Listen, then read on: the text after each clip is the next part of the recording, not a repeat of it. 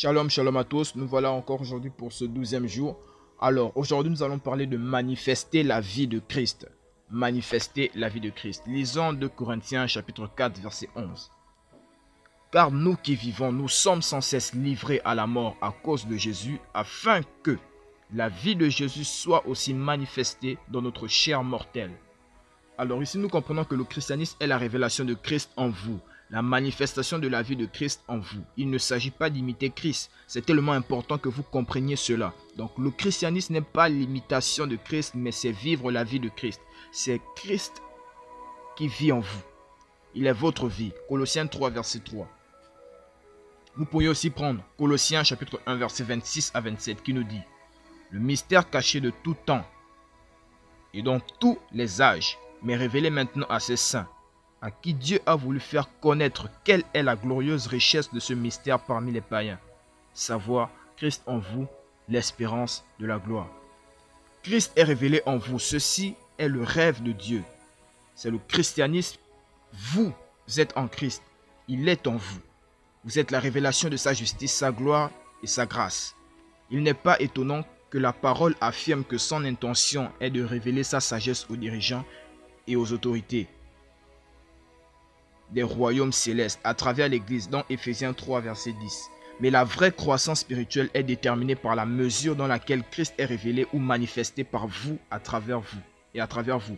Donc la révélation de Christ en nous est essentiellement la révélation de Christ en nous. C'est essentiellement la compréhension et l'expression de son caractère, sa vie et sa gloire à travers nous. Donc par exemple, en tant que chrétien, quand vous marchez dans l'amour, ce n'est pas seulement parce que vous avez fait un effort pour aimer. C'est la manifestation de la vie de Christ en vous qui vous pousse à marcher dans l'amour. Donc cette manifestation extérieure d'amour et de bonté que les autres éprouvent de votre part est la manifestation de la vie et de la nature de Christ dans votre esprit.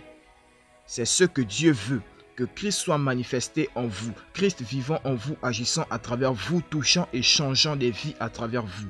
Tout ce qu'il doit faire sur la terre, aujourd'hui, il le fait à travers vous. Il ne se manifestera plus physiquement lui-même, non, il le fera à travers vous. Vous êtes son bras étendu. Donc Jésus a dit dans Jean 15, verset 5, « Je suis le cep, vous êtes les sarments. » Donc les branches sont la partie porteuse de fruits de la vigne. Ainsi vous révélez la gloire et la bonté et la beauté de Dieu, de Christ. Vous manifestez sa vie et révélez sa justice. Amen. Alors, je crois que nous allons passer maintenant à cette prière de confession. Pour ceux qui ont bien compris le message. Cher Père, je te remercie pour la vie de Christ en moi. Je suis né pour vivre la vie de Christ et révéler son caractère, sa gloire et sa vie au monde.